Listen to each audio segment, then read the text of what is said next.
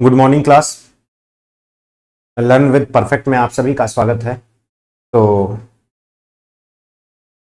एक साइंस का प्रमुख चैप्टर है जो कि आपके एग्जाम में बहुत बार पूछा जाता है, कई बार यहां से क्वेश्चन आते हैं। वेव मतलब तरंग, जैसा कि उसमें साउंड से भी क्वेश्चन बनते हैं, लाइट से भी क्वेश्चन बनते हैं। तो चलिए उस चैप्टर को हम लोग शून्य से शिखर तक उसको समझने का प्रयास करते हैं। वेव क्या होता है? वेव तरंग क्या होती है? तरंग का मतलब है एक एनर्जी, एक ऊर्जा जो कि एक स्थान से दूसरे स्थान की ओर डिस्टरबेंस के रूप में चलती है। अब आप कहेंगे डिस्टरबेंस क्या? डिस्टरबेंस का मतलब आप शांति से बैठे हैं, अचानक आपके पीछे पंखा गिर जाए, या कोई भी ऐसा परिवर्तन जो अवांछित हो। मतलब आप साइलेंट बैठे हो और अचानक अवांछित परिवर्तन जो आप चाह नहीं रहे वो हो गया, तो इसको हम कहते हैं डिस्टरबेंस। जैसे कोई मीडियम है, वो बिल्कुल उसके मॉलिक्यूल स्थिर अवस्था में है, अचानक मूव करने लगे, ये डिस्टरबेंस। या फिर मीडियम के मॉलिक्यूल मूव कर रहे हैं, अचानक स्थिर हो जाएं, ये डिस्टरबेंस। तो जो गतिमान अवस्था में मॉलिक्यूल है उसके लिए स्थिर अवस्था डिस्टरबेंस की अवस्था कहलाएगी। तो वेव तरंग एक प्रकार की क्या है? एनर्जी। एनर्जी बोले तो ऊर्जा है जो कि एक स्थान से दूसरे स्थान की ओर डिस्टरबेंस, यानी कि एक प्रकार से डिस्टरबेंस को हम कह सकते हैं विक्षेप के रूप में चलती है, विक्षोभ के रूप में चलती। ठीक है, तो तरंग की डिफिनेशन हो गई। तरंग एक प्रकार की ऊर्जा है, लिख सकते हैं आप लोग, एक प्रकार की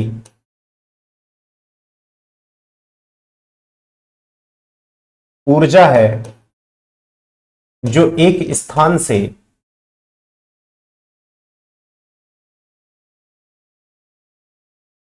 दूसरे स्थान की ओर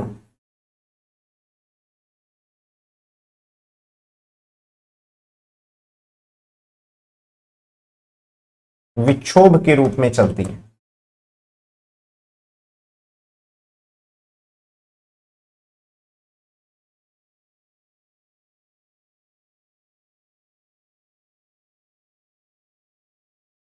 तो तरंग एक प्रकार की ऊर्जा है जो एक स्थान से दूसरे स्थान की ओर विक्षोभ के रूप में चलती है।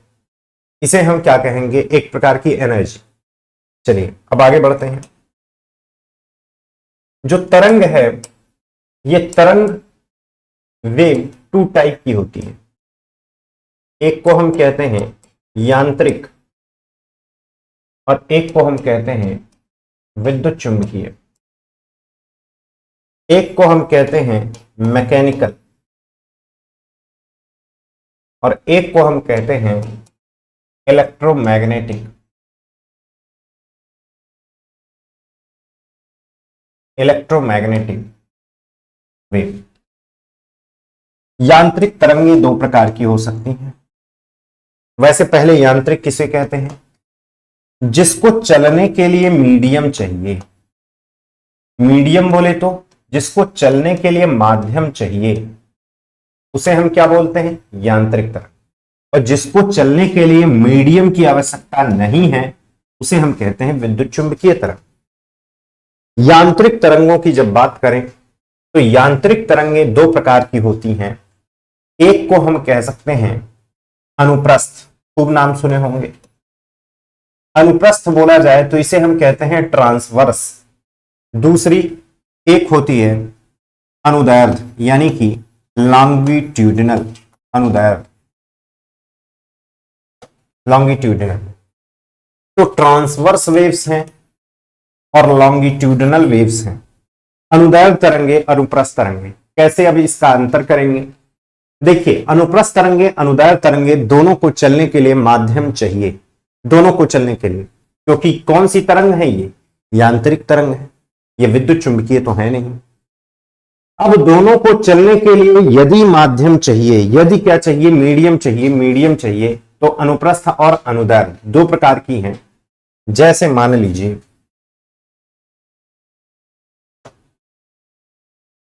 मीडियम के कण या फिर एनर्जी इस दिशा में जा रही है और मीडियम के कण ऊपर नीचे मूव कर रहे हैं,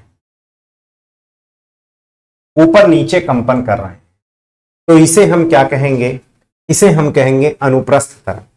फिर से समझिए, यदि मीडियम के मतलब यदि एनर्जी एक स्थान से दूसरे स्थान की ओर जा रही है और मीडियम के कण अगर ऊपर नीचे कंपन करते हैं, मीडियम माध्यम के कण अगर ऊपर नीचे कंपन करते हैं, तो उसे हम क्या कहेंगे? या मतलब अनुप्रस्थ तरंग। मीडियम के कण यदि ऊपर नीचे कंपन करें तो उसे हम क्या कहेंगे? अनुप्रस्थ तरंग। अनुदैर्ध्य की बात करें तो जैसे, एक मिनट क्लास,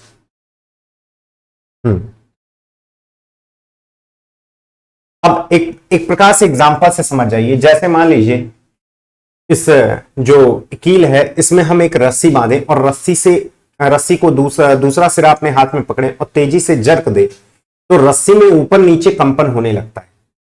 तो क्या जो रस्सी में ऊपर नीचे कंपन हो रहा है, ये ऊपर नीचे जो कंपन हो रहा है, ये तो रस्सी के कण है ना जो ऊपर नीचे कंपन कर रहे हैं, ये तो मीडियम के कण हुए। तो माध्यम के कण, ध्यान से समझिए, माध्यम के कण अलग हैं। आप देखते हैं कभी रस्सी ऊपर जाती है नीचे और एक चीज नीचे नीचे मतलब ऐसे करते हुए आगे की ओर जाती है, तो ये जो आगे की ओर जा रही है ये ऊर्जा है, ये एनर्जी है, इसी को हम तरंग कहते हैं। लेकिन रस्सी का जो कण है, मीडियम का कण है, वो ऊपर नीचे क्या कर रहा है? कंपन कर रहा है।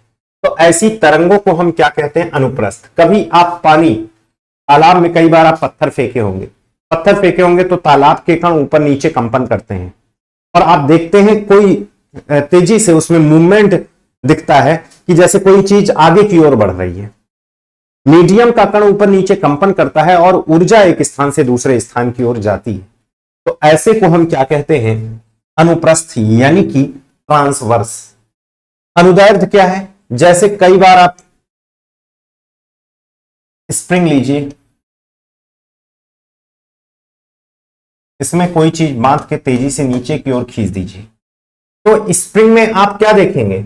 ऊपर नीचे मूवमेंट, यानी कि एनर्जी इस दिशा में जा रही है और मीडियम का कण जो है कभी पास में आ रहा है तो कभी दूर, कभी पास में आ रहा है तो कभी दूर। यानी कि ऐसे समझिए, ये जा रहा है मीडियम का मतलब ये एनर्जी जा रही है और मीडियम का कण, मीडियम के कण को हम दूसरे पेन से बनाते हैं। मीडियम का कण कभी पास में, फिर कभी दूर, फिर कभी पास में, फिर कभी दूर, फिर कभी पास में, फिर कभी दूर। इस तरह से कंप्रेशन रेयरफैक्शन, कंप्रेशन रेयरफैक्शन।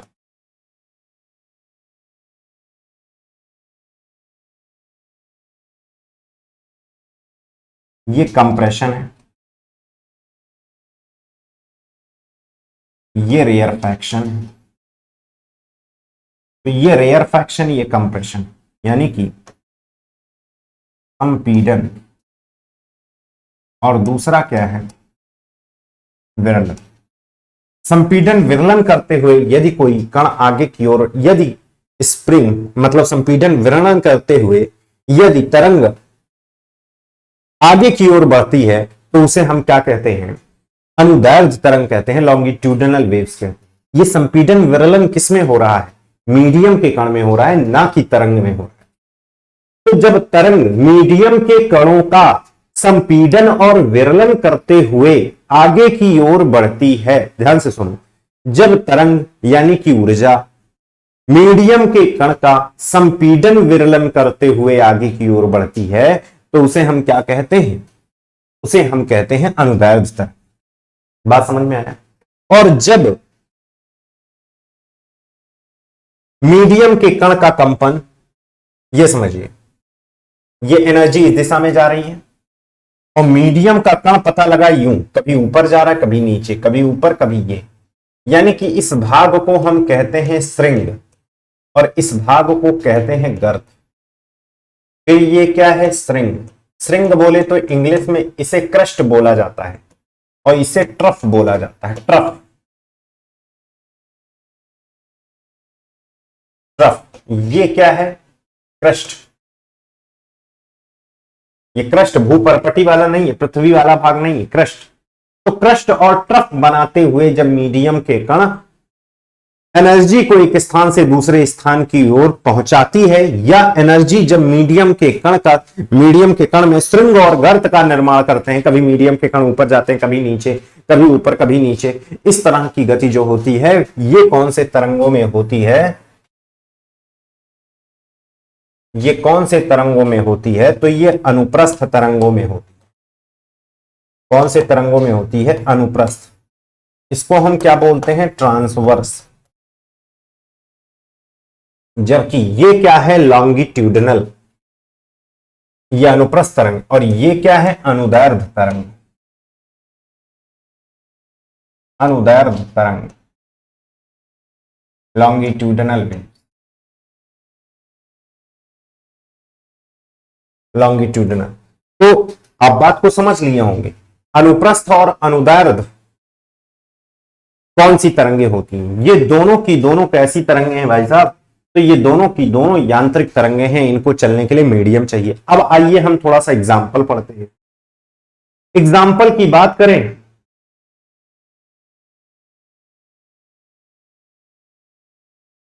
तो इसमें कौन सी आएंगी, जैसे आपने सुना होगा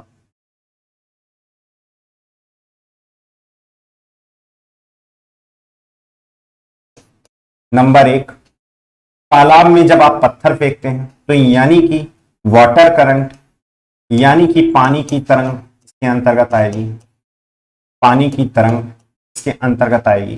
दूसरा, थोड़ा सा मोटा ले लें, हाँ, दूसरा आपने प्रकाश सुना होगा, जो प्रकाश तरंग है, हालांकि प्रकाश को चलने के लिए मीडियम नहीं चाहिए, तो आप कहोगे सर इसको विद्युत चुंबकीय में रखना चाहिए, बिल्कुल विद्युत चुंबकीय तरंग है, लेकिन जब प्रकाश चलता है तो उसकी जो चाल होती है वो अनुप्रस्थ तरंगों की भांति होती है। मतलब उसमें इलेक्ट्रिक वेक्टर, मैग्नेटिक वेक्टर, आप उसको कहते हो ना इलेक्ट्रोमैग्नेटिक वेव, अभी हम उसको और अच्छे से समझाएंगे। वो उसकी जो चाल होती है वो अनुप्रस्थ कैसे होती है अभी हम आगे बताएंगे, लेकिन उसकी चाल कैसी होती है, अनुप्रस्थ तरंगे। और कैसे अनुप्रस्थ होंगी अभी आगे हम बात करेंगे। तो पानी की तरंग, प्रकाश तरंग, स्ट्रिंग वेव यानी कि रस्सी में उत्पन्न तरंग, स्ट्रिंग वेव्स, पानी में मतलब धागे में उत्पन्न तरंग या रस्सी में उत्पन्न तरंग कैसी तरंग होती है, तो पानी की तरंग, प्रकाश तरंग, स्ट्रिंग तरंग, ये तीनों की तीनों अगर देखा जाए तो कैसी तरंग होती है, याद रखिएगा ये तीनों की तीनों अनुप्रस्थ तरंगों का एग्जाम्पल है, यानी कि ट्रांसवर्स। एक और, भूकंप की एस तरंग। अब क्या होता है भूकंप, एक बार समझ लीजिए। जैसे आप क्या देखते हो, ये मान लो अर्थ है, इस अर्थ का इतना पार्ट काट लीजिए और जब आप देखेंगे इसको तो क्या आपको दिखाई देगा, इसके 3 पार्ट बहुत अच्छे से जानते हैं, क्रस्ट, मेंटल और कोर। इस क्रस्ट, ये क्रस्ट है, ये मेंटल है और ये कोर है। ये भूपर्पटी मेंटल और ये क्रोड है अगर हिंदी में बात करें। इस क्रस्ट में अगर अचानक कंपन उत्पन्न हो जाता है तो उसे हम भूकंप कहते हैं। भूकंप मानव जनित कारकों यानी कि एटॉमिक टेस्ट किया जाए तब कंपन उत्पन्न हो सकता है, या फिर पृथ्वी के अंदर प्लेटों का कोई विघटन हो, प्लेट आपस में टकराएं या दूर जाएं तो कंपन स्टार्ट हो सकता है। तो वाइब्रेशन अगर स्टार्ट हो जा रहा है क्रस्ट में तो इसे हम क्या कहते हैं बताइए, तो इसको हम कहते हैं, क्रस्ट में अगर वाइब्रेशन स्टार्ट हो जा रहा है तो इसे भूकंप कहते हैं। तो भूकंप जब आता है तो उसमें 3 प्रकार की वेव जनरेट होती है। अब जैसे मान लो हम केवल क्रस्ट उठा के यही बनाए हैं, ठीक।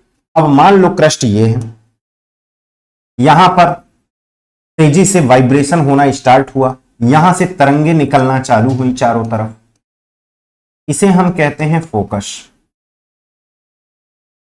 और इसके डायरेक्ट सीध पर जो पॉइंट होता है उसे हम कहते हैं एपीसेंटर। तो फोकस और ये एपीसेंटर, इसको हम हिंदी में उद्गम केंद्र कहते हैं,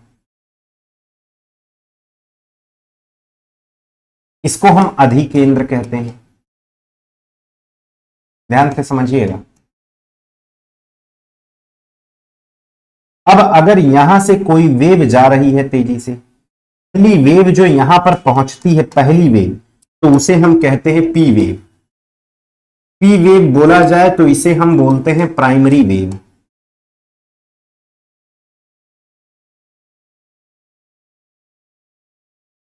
दूसरा है एस वेव, जिसे हम कहते हैं सेकेंडरी वेव। और तीसरा है एल वेव, जिसे हम कहते हैं लव वेव। तो love wave, secondary wave, primary wave. Love wave चूंकि वैज्ञानिक के नाम पर है, और याद रखना पहली जो वेव यहां पर पहुंचती है उसे पी वेव, तो दूसरे नंबर पर जो पहुंचती है उसे एस वेव, और इन दोनों के मिलने से जो वेव जनरेट होती है उसे हम एल वेव के नाम से जानते हैं। यहां लव किसी वैज्ञानिक के नाम, मतलब किसी वो प्यार वाला लव नहीं है, ये वैज्ञानिक वाला लव है, किसी साइंटिस्ट के नाम पर पड़ा है। क्योंकि एल वेव सरफेस पर चलती है इसलिए सबसे ज्यादा मतलब सबसे ज्यादा नुकसान करती है, क्योंकि सरफेस पर ही तो जीवन है। जो बिल्डिंग्स हैं, जो भी बायोडाइवर्सिटी, वो सरफेस पर ही है। तो सबसे ज्यादा बायोडाइवर्सिटी और सबसे ज्यादा इकोनॉमिकल डैमेज होता है वो सरफेस पर चलने वाली वेव के कारण होता है। इसलिए एल वेव सबसे खतरनाक होती है। हालांकि भूकंप में हम ज्योग्राफी में बताएंगे कि क्या क्या इसके लक्षण हैं। पी वेव, एस वेव, हमें सिर्फ अभी पहले वेव देख रहे हैं, तो याद रखिएगा क्लास, ये जो आपने पानी की तरंग, प्रकाश तरंग, स्ट्रिंग तरंग, और साथ में एक और लिख लीजिए एस वेव, भूकंप की एस वेव, ऐसी वेव है ये। तो चार जो हैं ये एक प्रकार से अनुप्रस्थ तरंगों के एग्जाम्पल है। याद रखिए इसको, ठीक है, जल्दी से इसको लिख लीजिए।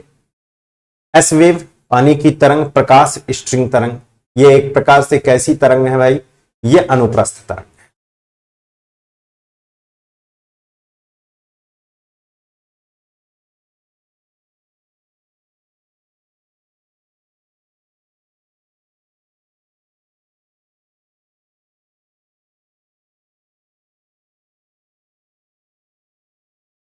अब आते हैं हम इस पर।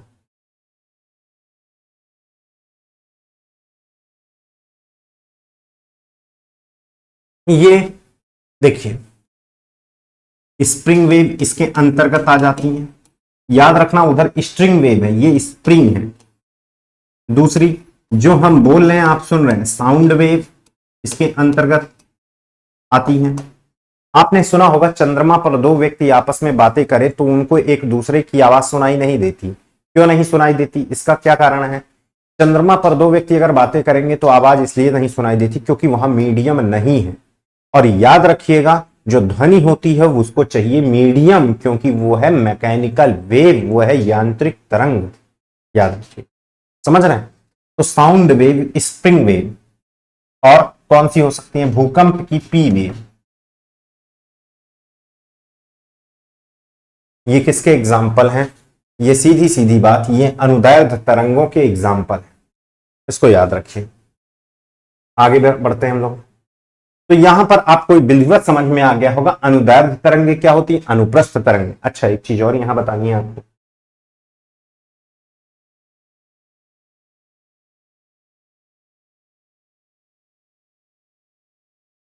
हाँ, यहां बहुत इंपॉर्टेंट चीज समझिए। जो स्ट्रिंग से दूसरे स्ट्रिंग के बीच की दूरी है, स्ट्रिंग से स्ट्रिंग के बीच की दूरी, ये वेवलेंथ कहलाती है। यहां गर्त से गर्त के बीच की दूरी वेवलेंथ। तो तरंग दैर्ध्य क्या है, वेवलेंथ है। किसके किसके बीच में? अगर हम अनुप्रस्थ तरंगों में देखेंगे तो श्रृंग से श्रृंग के बीच की दूरी और गर्त से गर्त के बीच की दूरी वेवलेंथ कहलाएगी। अगर हम अनुदैर्ध्य तरंगों में देखेंगे तो जैसे मैंने बताया ना, एक कंप्रेशन और रेयरफैक्शन होता है, संपीडन विरलन होता है। तो याद रखिए, एक संपीडन से दूसरे संपीडन के बीच की दूरी क्या कहलाती है, और एक विरलन से दूसरे विरलन के बीच की दूरी, तो संपीडन से संपीडन के बीच की दूरी कहलाती है वेवलेंथ। ऐसे ही विरलन से विरलन के बीच की दूरी क्या कहलाती है, वेवलेंथ। समझ गए? तो ये वेवलेंथ होता है। अब आगे हम बढ़ते हैं। ये बात आपको विधिवत समझ में आ गई होगी क्या होता है एस वेव, पी वेव और भूकंप की कौन कौन सी तरंगें होती हैं, सबसे ज्यादा नुकसान कौन सी करती है, बाकी हम भूकंप पे चर्चा करेंगे आगे। यहां तक क्लियर हो गया होगा। आगे बढ़ते हैं हम लोग।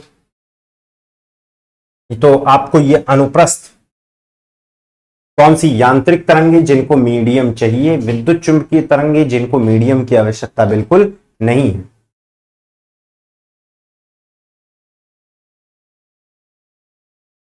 अब हम बात करेंगे विद्युत चुंबकीय तरंगे, electromagnetic waves. Electromagnetic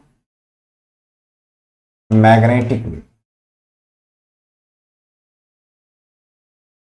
electromagnetic waves, विद्युत चुंबकीय तरंगे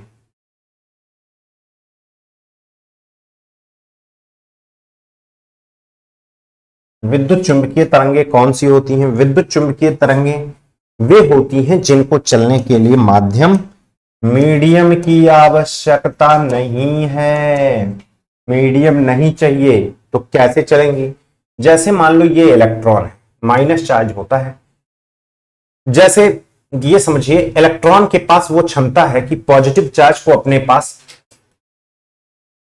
क्या कर ले, अट्रैक्ट करे। अगर पॉजिटिव चार्ज इससे बाहर है, इसके ऑरा से बाहर है, तो जाहिर सी बात है वो नहीं अट्रैक्ट करेगी। लेकिन अगर ये पॉजिटिव चार्ज कहीं यहां आ जाए तो ये अट्रैक्ट करेगी। इस क्षेत्र को कहते हैं विद्युत क्षेत्र। इलेक्ट्रॉन के कारण, इलेक्ट्रॉन के चारों ओर जो क्षेत्र होता है उसे हम कहते हैं इलेक्ट्रिक फील्ड।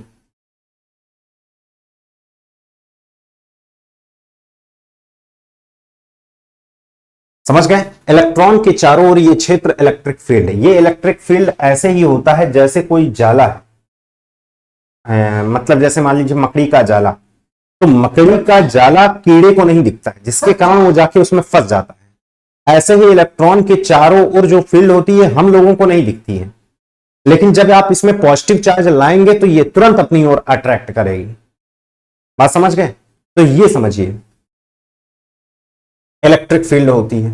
अब अगर कभी आप इस इलेक्ट्रॉन को मूव करा दिए तो इलेक्ट्रॉन मूव करेगा, इलेक्ट्रिक फील्ड मूव कर जाएगी। इलेक्ट्रिक फील्ड मूव करेगी तो इसके चारों ओर एक और फील्ड जन्म लेगी भैया, उस फील्ड को कहते हैं मैग्नेटिक फील्ड। इस मैग्नेटिक फील्ड के चारों ओर एक दूसरी फील्ड आ जाएगी, फिर जिसे कहेंगे इलेक्ट्रिक फील्ड। फिर उसके बाद क्या होगा? फिर मैग्नेटिक फील्ड, और इस तरह electric field, magnetic field, electric field, magnetic field, electric field, magnetic field बनाते हुए जब कोई वेव आगे की ओर बढ़ती है, जब कोई ऊर्जा आगे की ओर बढ़ती है, बिना मीडियम, मीडियम था यहां कोई नहीं, इलेक्ट्रॉन एक बार वाइब्रेशन किया तो उसके चारों ओर जो कण थे, मतलब जो कण नहीं थे, मतलब एक प्रकार से इलेक्ट्रिक फील्ड जो है वो मूव कर गया। इलेक्ट्रिक फील्ड के चारों ओर मैग्नेटिक फील्ड मूव कर गया, मैग्नेटिक से फिर, यानी कि ऊर्जा जब इलेक्ट्रिक फील्ड मैग्नेटिक फील्ड बनाते हुए आगे की ओर बढ़ती है तो उसे हम कहते हैं इलेक्ट्रोमैग्नेटिक फील्ड या इलेक्ट्रोमैग्नेटिक वेव। ठीक है, तो एक प्रकार से अगर इसको फिजिक्स में दिखाया जाए तो कुछ इस तरीके से दिखाया जाता है। जैसे मान लो ये इलेक्ट्रिक फील्ड, ठीक है,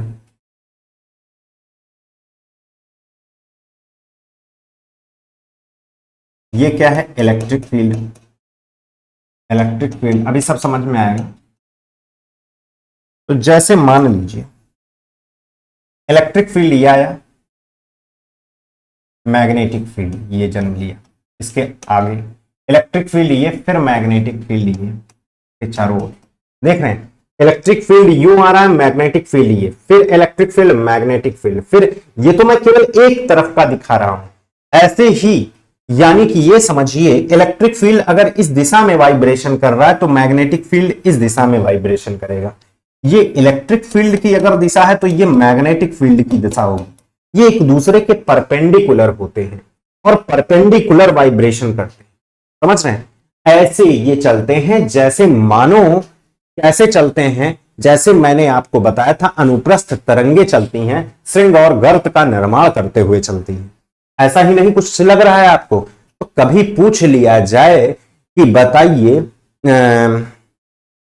आपकी जो अनुप्रस्थ तरंगे होती हैं उसमें कौन आता है, तो अनुप्रस्थ तरंगों की तरह चाल चलता है कौन? प्रकाश। लेकिन वैसे प्रकाश अनुप्रस्थ तरंग है नहीं, उसकी प्रकृति वो है नहीं, क्योंकि प्रकाश बिना मीडियम के चलता है। लेकिन इसके चलने का तरीका ऐसा है कि श्रृंग और गर्त बनाते हुए चलता है। इसको मीडियम तो नहीं चाहिए, लेकिन चलता ऐसे है श्रृंग और गर्त। क्यों श्रृंग गर्त बनाता है? क्योंकि इलेक्ट्रिक फील्ड मैग्नेटिक फील्ड बनाता है, इसलिए इसको हम कहते हैं लाइट की जो चाल होती है वो अनुप्रस्थ है। यानी कि अगर ऑप्शन में इलेक्ट्रोमैग्नेटिक नहीं है तो आप इसको लिखिए कौन सा? अनुप्रस्थ तरंग।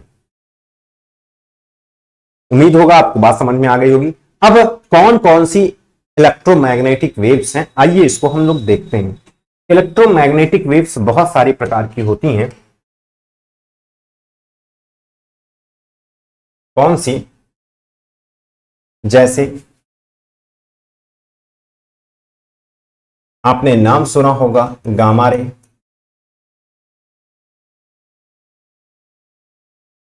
एक्स रे, अल्ट्रावायलेट, विबजियोर,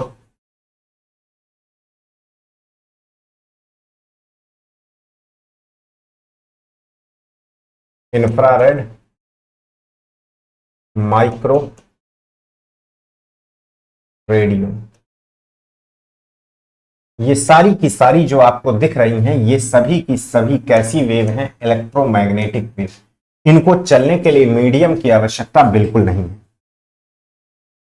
याद रखिएगा, जैसे जैसे आप आगे की ओर बढ़ेंगे वैसे वैसे वेवलेंथ बढ़ता जाएगा। सबका वेवलेंथ बोले तो वही श्रृंग और गर्त। आप कहोगे सर श्रृंग और गर्त इसमें कहां आ गया? वो तो अनुप्रस्थ में था, ट्रांसवर्स। यार मैंने ये आपको बताया, श्रृंग और गर्त इसमें भी बनते हैं, क्योंकि इलेक्ट्रिक वेक्टर मैग्नेटिक वेक्टर ऐसे ही एक दूसरे के परपेंडिकुलर होते हैं। ठीक है, वेवलेंथ का बढ़ता हुआ क्रम है। अगर आपसे क्वेश्चन आए, बताइए वायलेट, इंडिगो, ब्लू, ग्रीन, सबसे ज्यादा वेवलेंथ किसका है?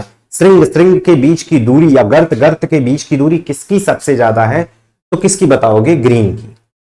अगर ऑप्शन के हिसाब से लिखना है, पूछा जाए वायलेट, इंडिगो, ब्लू, इंफ्रारेड किसकी है सबसे ज्यादा, तो इनकी। और वेवलेंथ जिसकी ज्यादा होती है, याद रखिएगा उसकी एनर्जी बहुत कम होती है। तो ये याद रखिए, ये आपके एनर्जी का क्रम है, क्योंकि एनर्जी इज द डायरेक्टली नहीं, इनवर्सली प्रोपोर्शनल वेवलेंथ होता है। तो एनर्जी का बढ़ता क्रम ये है भाई साहब। ठीक है, ये है, याद रखिए मैंने यूं दिखाया है एनर्जी का बढ़ता क्रम, ये वेवलेंथ का बढ़ता क्रम है। यहां मैं बढ़ता क्रम ये दिखा दी,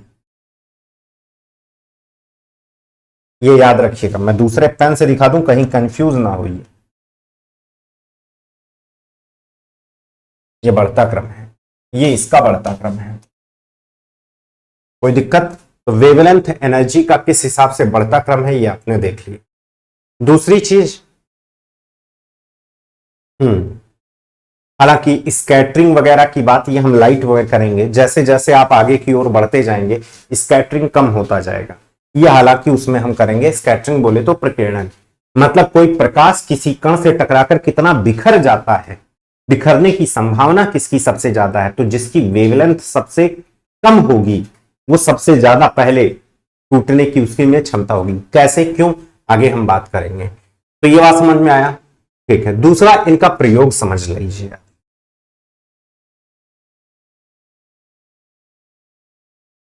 हाँ, याद रखिए ये जो गामा रे है इनका प्रयोग कैंसर सेल को मारने में किया जाता है, कैंसर सेल को मारने में किया जाता है। ठीक है, एक्सरे का प्रयोग सीटी स्कैन में किया जाता है। स्कैन लिख लीजिए, computed tomography, computed tomography scan, computed tomography scan, CT scan, X ray machine में भी इसका यूज किया जाता है। अल्ट्रावायलेट तीन प्रकार की होती है, अल्ट्रावायलेट ए बी सी। सबसे ज्यादा एनर्जी किसके पास होती है भाई साहब? एनर्जी सबसे ज्यादा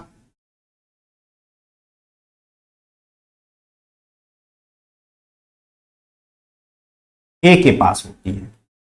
ए के पास एनर्जी बी से ज्यादा, बी के पास एनर्जी सी से, लेकिन सबसे ज्यादा हानिकारक सी होता है। और यही आपको याद होगा, समतापमंडल स्ट्रेटोस्फीयर में पाया जाने वाला जो ओजोन है इसी सी को ही रोकता है। ठीक है, ये हो गया। ये तो जानते हैं, violet, indigo, blue, green, yellow, orange, red, ये तो प्रकाश में हम इनको पढ़ेंगे। इसके बारे में और भी क्वालिटी, इन्हीं को हम देख सकते हैं, बाकी और किसी को देख नहीं सकते हो। इसीलिए ये जो विब्ज्योर है इसी को हम कहते हैं विजिबल लाइट। क्या बोल सकते हो? विजिबल लाइट, यानी कि दृश्य प्रकाश है। ये दृश्य प्रकाश है, इसी को आप देख सकते हो, और को देख नहीं सकते हो। ये विजिबल लाइट है। इंफ्रारेड, इसका क्या प्रयोग है? इंफ्रारेड का क्या प्रयोग है? तो याद रखिएगा, इंफ्रारेड एक प्रकार से टीवी रिमोट, एसी रिमोट में इन्हीं का प्रयोग किया जाता है। माइक्रो टीवी स्कैन, अगर आप देखा जाए तो माइक्रोवेव में आपका जो टेलीफोन है, इसका दूसरा टीवी में माइक्रोवेव का ही यूज किया जाता है। तो माइक्रोवेव टेलीफोन और टीवी में इसका माइक्रोवेव का यूज किया जाता है। माइक्रोवेव ओवन आते हैं खाना वगैरह पकाने के लिए। रेडियो वेव, एमआरआई मशीन, याद रख लीजिएगा इसमें, MRI machine. Magnetic resonance imaging, MRI machine, MRI magnetic resonance imaging, ये मशीन होती है। इसमें एमआरआई रेडियो वेव का यूज किया जाता है। आपने नाम सुना होगा radar, radio detection and ranging, radar, radio detection and ranging, Sonar, sound navigation and ranging. लेकिन याद रखना, सोनार में अल्ट्रासोनिक यूज की जाती है, लेकिन राडार में यही रेडियो वेव का यूज किया जाता है जो दूर स्थित वस्तुओं का पता लगाती है। राडार, एमआरआई में रेडियो वेव, माइक्रोवेव आप समझ गए टीवी और टेलीफोन में। इंफ्रारेड ज्यादातर जो रिमोट होते हैं उसमें छोटी दूरियों के लिए इंफ्रारेड का यूज किया जाता है। विजिबल लाइट, ये देख रहे हो, ये विब्ज्योर और विजिबल। अच्छा, आपसे पूछा जाए कितने वेवलेंथ से कितने वेवलेंथ का प्रकाश हम देख सकते हैं, तो याद रखिएगा 400 से 700 नैनोमीटर का प्रकाश हम देख सकते हैं। इससे न ज्यादा देख सकते हैं, ना ही कम हो सकता है। नैनोमीटर, एक नैनोमीटर में कितने मीटर, अगर पूछा जाए एक मीटर में कितने नैनोमीटर, तो 10 टू दी पावर -9 होते। सॉरी, एक मीटर में जब नैनोमीटर पूछोगे तो 10 की पावर 9 लिख दोगे, लेकिन एक नैनोमीटर में कितने मीटर, तो 10 to the power -9 nanometre, sorry metre. लिख दे रहा हूं मैं, एक नैनोमीटर में 10 टू दी पावर -9 मीटर। अगर इसी को उल्टा करोगे तो 10 टू दी पावर 9 हो जाएगा। एक मीटर में नैनोमीटर पूछोगे तो 10 टू दी, ये नीचे जाएगा ना, तो 10 टू दी पावर 9 हो जाएगा नैनोमीटर। ठीक है, ये अब क्लियर हो गया होगा आपको इलेक्ट्रोमैग्नेटिक वेव्स क्या होती हैं और माइक्रोवेव्स कौन सी होती हैं, गामा रे, एक्सरे, अल्ट्रावायलेट, विब्ज्योर, ये क्या होती हैं। ये बहुत स्पष्ट तरीके से आपको क्लियर हो गया होगा, उम्मीद है। चलिए, अब हम आगे बढ़ते हैं, साउंड के बारे में समझते हैं।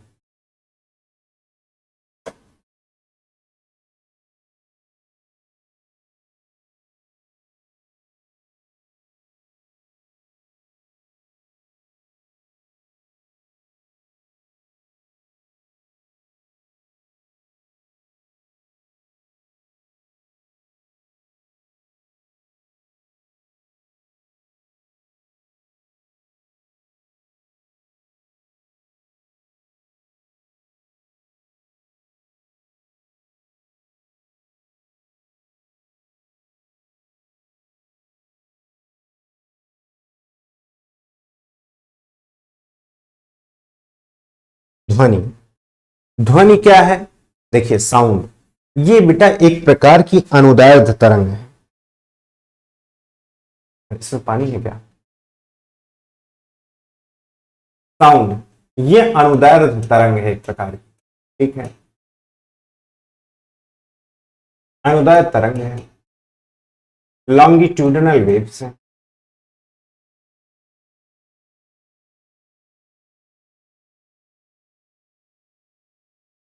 जो ये लॉन्गिट्यूडनल वेव्स हैं, अनुदैर्ध्य तरंग है, जरा बताना ये कैसी लॉन्गिट्यूडनल वेव है? ये ऐसी लॉन्गिट्यूडनल वेव्स हैं जो कि कानों में संवेदना उत्पन्न कर सके।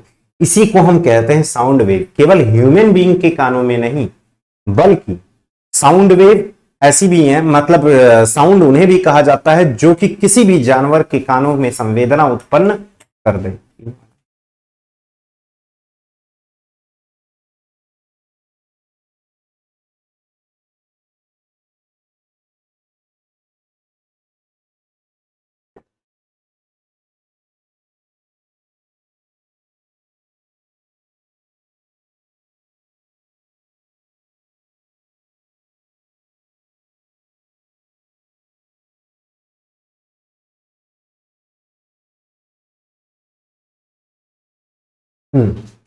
अनुदैर्ध्य तरंगे ऐसी तरंग है जो कि कानों में संवेदना उत्पन्न कर दे किसी भी जानवर का। अब ये 3 प्रकार की होती हैं। पहला है इंफ्रासोनिक,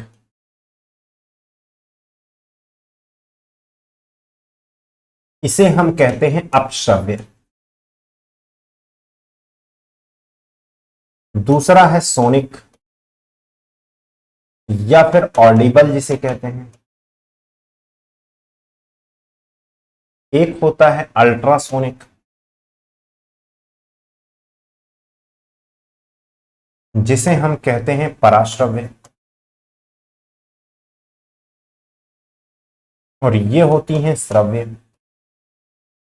पराश्रव्य, अपश्रव्य, पराश्रव्य, जिनकी फ्रीक्वेंसी 20 हर्ट्ज से कम हो। अब आप कहोगे सर आप बोल रहे हैं फ्रीक्वेंसी, ये तो अभी आपने समझाया नहीं, समझाते हैं। आवृत्ति, देखो आवृत्ति का मतलब है 1 सेकंड में मीडियम के कण है, तो ये कैसी तरंग, इनको चलने के लिए मीडियम चाहिए कि नहीं चाहिए? बिल्कुल चाहिए। तो मीडियम का कण कहीं कंपन कर रहा होगा ना, चाहे ऊपर नीचे कंपन कर रहा हो तो इसे अनुप्रस्थ बोल देंगे, लेकिन ये ध्वनि है अनुदैर्ध्य तरंग। अगर ये कंपन भी करेगा तो मीडियम मतलब एनर्जी जिस दिशा में जा रही उसी दिशा में वाइब्रेशन होगा। तो अगर मीडियम का कण मतलब मीडियम का कण 1 सेकंड में जितनी बार कंपन करता है उसे उस तरंग की आवृत्ति कहते हैं। फिर से सुनिए, 1 सेकंड में मीडियम का कण जितनी बार कंपन करता है उसे उस तरंग की आवृत्ति कहते हैं, फ्रीक्वेंसी कहते हैं, उस वेव की फ्रीक्वेंसी कहते हैं। ठीक है। एक कंपन में लगा समय, एक कंपन यानी कि एक कंपन यूं आए, दोलन जानते हो ना, पेंडुलम, यूं जाए और फिर यूं आए और फिर यूं वहीं है, तो एक आवर्तकाल, मतलब मैंने जैसे मान लो ये पेंडुलम घड़ी है, इससे आवृत्ति नापी जाती है, हम इसी को लेकर मानक मानते हैं। अगर हम यूं गए और फिर अपने स्थान पर यहीं आ गए तो इसे हम क्या कहते हैं? इसे हम क्या कहते हैं? एक कंपन करने में लगा समय आवर्तकाल के नाम से जाना जाता है। एक कंपन करने में लगा समय क्या कहलाता है? आवर्तकाल, टाइम पीरियड कहलाता है। और 1 सेकंड में जितनी बार कंपन होता है उसे हम क्या कहते हैं? फ्रीक्वेंसी कहते हैं। तो यहां पर क्या है भाई, अगर 20 बार मीडियम के आपने बोला 20 बार वाइब्रेशन हो जाए 1 सेकंड में तो 20 हर्ट्ज, आवृत्ति का मात्रक हर्ट्ज होता है। अगर 20 हर्ट्ज से क्रम कम है आवृत्ति तो ऐसे को हम इंफ्रासोनिक कहते हैं। अगर 20 से 20,000 हर्ट्ज है तो इसे कहते हैं सोनिक, और 20,000 से ज्यादा है तो इसे हम कहते हैं अल्ट्रासोनिक। याद है? मतलब 20 हर्ट्ज से 20,000 हर्ट्ज अगर फ्रीक्वेंसी है तो इसे हम कहेंगे सोनिक या ऑडिबल। अगर मान लो भैया 20,000 से ज्यादा है तो इसे हम कहेंगे अल्ट्रासोनिक। इंफ्रासोनिक, सोनिक, अल्ट्रासोनिक, ये 3 प्रकार की साउंड होते हैं जो कि सुनाई देते हैं। अब इंफ्रासोनिक किसको सुनाई देते हैं? ये बिल्ली, कुत्ते वगैरह को सुनाई देते हैं जब प्राकृतिक आपदा आती है, जैसे भूकंप आए, ज्वालामुखी आए। तो भूकंप, ज्वालामुखी के समय कुछ वेव जनरेट होती हैं। ये जो वेव होती हैं वो एक प्रकार की इंफ्रासोनिक वेव। बात समझ में आया? यह हम लोग नहीं सुनते हैं। कुत्ते के प्रशिक्षण के लिए अल्ट्रासोनिक वेव का यूज किया जाता है। जब कुत्ता का प्रशिक्षण दिया जाता है तो उसमें गाल्टन, डाल्टन नहीं है, गाल्टन की सीटी का यूज किया जाता है। वो गाल्टन की जो सीटी होती है, जो बजती है, जिससे कुत्ते प्रशिक्षित होते हैं प्रशिक्षण के लिए, ये अल्ट्रासोनिक वेव्स होती है। सोनिक जो हम आम बोलचाल की भाषा में हम बोल रहे हैं, आप सुन रहे हैं, ये सोनिक। अब बात है अल्ट्रासोनिक, ये कहां पर इंफ्रासोनिक यूज की जाती है, तो लिख लीजिए, लिखिए आप लोग।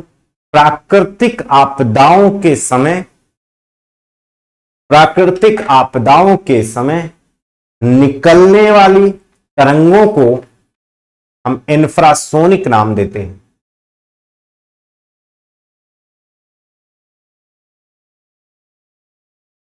प्राकृतिक आपदाओं के समय, प्राकृतिक आपदाओं के समय निकलने वाली वेव को हम इंफ्रासोनिक कहते हैं। दूसरी अल्ट्रासोनिक, वहीं पर लिख लीजिए। अब ये कई जगह यूज होती हैं, जैसे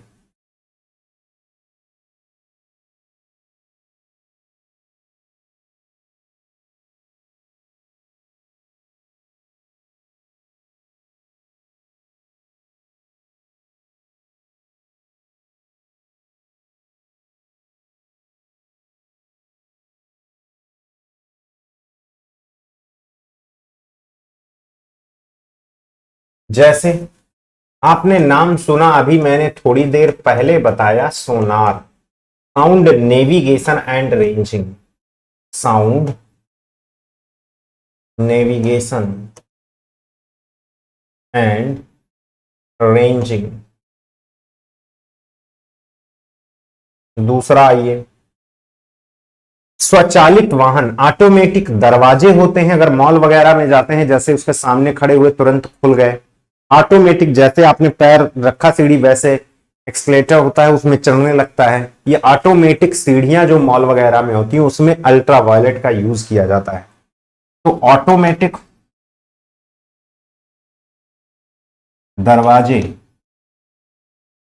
व सीढ़ियां। दूसरा,